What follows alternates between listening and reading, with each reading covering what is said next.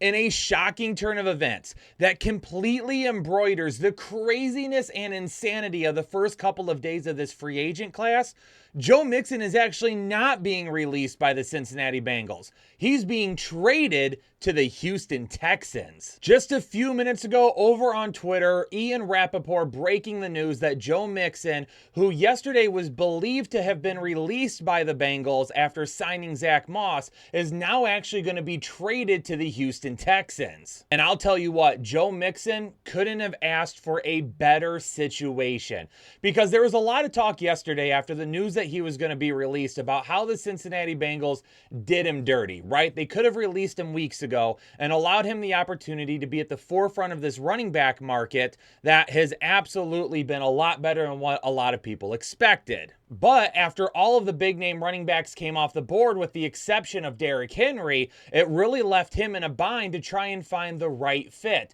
even though there were still some good fits out there for him. But now he's not even going to need to worry about that. And he's not going to need to worry about taking any type of a one-year deal. He's going to get the opportunity to play out his current contract in Houston, a team that's on the rise and had a playoff victory this past season. And not only that, he's going from an offense with Joe Burrow, T. Higgins, Jamar Chase, to C.J. Stroud, Nico Collins, and Tank Dell. Also, they added Dalton Schultz back as well. You really couldn't have asked for a better situation for Joe Mixon to land in. And quite honestly, I love this fit better than any free agent running back has found themselves in so far. Now, I'm not going to go crazy and say this fit makes Joe Mixon a top tier running back or anything like that, but it makes his value exactly what it was last season.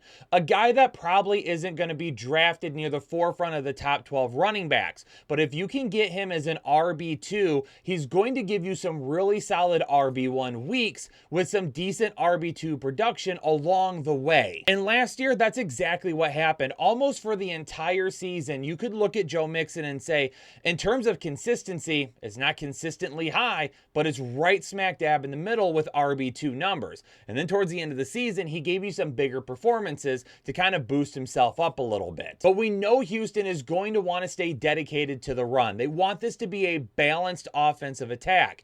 And when you take a look at what Devin Singletary did in this offense last season, it's really hard to envision Joe Mixon doing any worse than that. So for me, I think Joe Mixon is going to be a borderline RB1. He is a guy that could fall right at the tail end of the RB1s, maybe in that 11 to 12 range, but also have a floor that puts him somewhere in that 14 to 15 range as well. He's going to score some touchdowns. CJ Stroud isn't going to steal a ton from him at the goal line or anything like that. He doesn't have to worry about a big backup option right now because Dameon Pierce is really the only guy that's still there.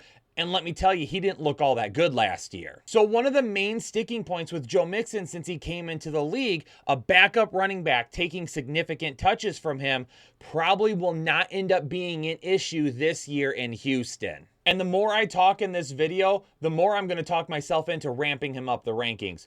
But I don't want to do that, all right? I want to stay level-headed about his potential fantasy value right now. But this is also good for C.J. Stroud, Nico Collins, good for Tank Dell when he comes back and he's fully healthy. They're going to have a premier running back, a guy that has multiple 1,000-yard seasons under his belt to go along with an offense that last season looked absolutely incredible at times in the passing game. And Joe Mixon only has 1 year left on his contract. After this season, he will become an unrestricted free agent. So I think it's a good opportunity for him to land with a team that could end up giving him a little bit of an extension after the season, even if it's only for like 1 or 2 years. He was never going to get another contract while he was in Cincinnati. They have to pay T. Higgins, they're going to have to pay Jamar Chase, and they've already paid Joe Burrow. But after the 2024 season, Houston's only going to be going into year 3 with CJ Stroud. So they could inevitably spend a little bit of money to wrap Joe Mixon up for another 1 or 2 years and not have to worry about paying out that big contract to CJ Stroud